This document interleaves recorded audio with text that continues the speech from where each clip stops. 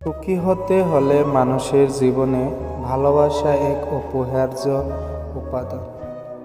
ভালোবাসা কোনো বস্তুগত বিষয় নয়, এটি হৃদয়ের গভীর এক অনুভূতি।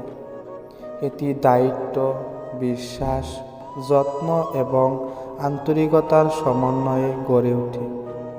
ভালোবাসা এমন এক শক্তি যা জীবনের প্রতিটি ক্ষেত্রে প্রশান্তি এবং আনন্দ বয়ে আনে। নারীর জীবনে একজন দায়িত্বশীল পুরুষের উপস্থিতি তাকে মানসিকভাবে সুরক্ষিত ও প্রশান্ত রাখে।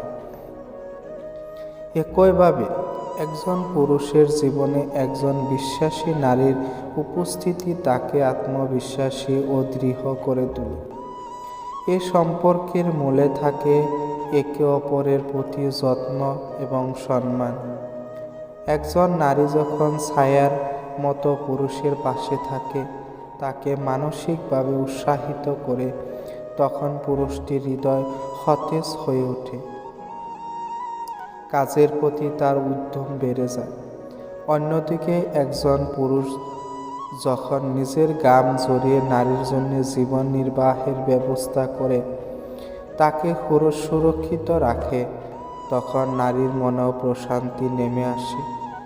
এ ভালোবাসা কেবল দেহ নয়, বরং মন ও আত্মাকে এক অন্যরকম শান্তি দেয়। সুখ মানে শুধু ভোগ বিলাস নয়, সুখ হলো সেই অভিজ্ঞতা যা হৃদয়কে সতেজ রাখে, মনকে প্রফুল্ল করে। এই সুখের মূল্যে থাকে ভালোবাসা এবং এক অপরের প্রতি নির্ভরশীল দায়িত্বশীলতা।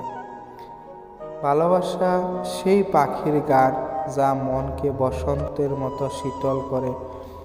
এটি সেই আলো যা অন্ধকারকে দূরে সরিয়ে জীবনের পথ আলোকিত করে। তাই ভালোবাসা মানে শুধু মায়াবী চাহনি নয়, ভালোবাসা মানে দায়িত্ব, যত্ন এবং সত্যিকারের বন্ধন। এই ভালোবাসাই জীবনের প্রকৃত সুখের ঠিকানা।